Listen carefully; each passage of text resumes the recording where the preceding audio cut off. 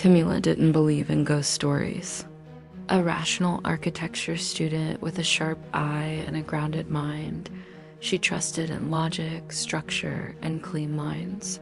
She walked alone that evening, studying the curves and patterns of an old neighborhood for a university project. But as she turned the corner, the street behind her disappeared, swallowed by a dense, rolling fog that came out of nowhere. Her phone lost signal. The air grew silent, and every step forward felt wrong. The buildings around her seemed to shift in shape.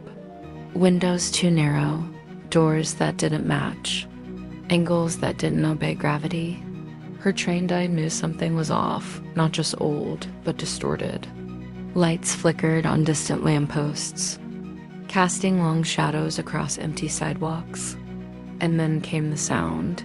Soft footsteps, but not hers. They were too slow, too deliberate, and always just behind the fog.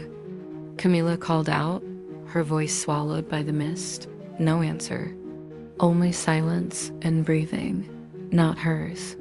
The fog moved with intention, thickening whenever she stopped, pressing against her like a wall of damp cotton.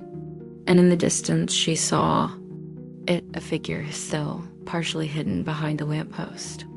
Its shape barely human, no face, no features. Just waiting, watching. She turned to run, but every turn led to the same street. Same signs, same cracked pavement. The fog had trapped her in a loop. Her mind, usually sharp and focused, began to slip. The buildings grew taller, the shadows deeper, and the figure closer. She could now hear its breath, feel its gaze, even with her eyes closed. It wasn't chasing her. It was luring her in, waiting for her to stop believing it was real. Camila tried one last time to retrace her steps, but the fog parted just slightly to reveal the entrance to a narrow alley. She hesitated, and in that pause, she heard it whisper her name. Clear, calm, final, the last thing she saw before. Vanishing was her own reflection in a storefront window. Only the reflection wasn't hers. It smiled, and the fog swallowed everything again.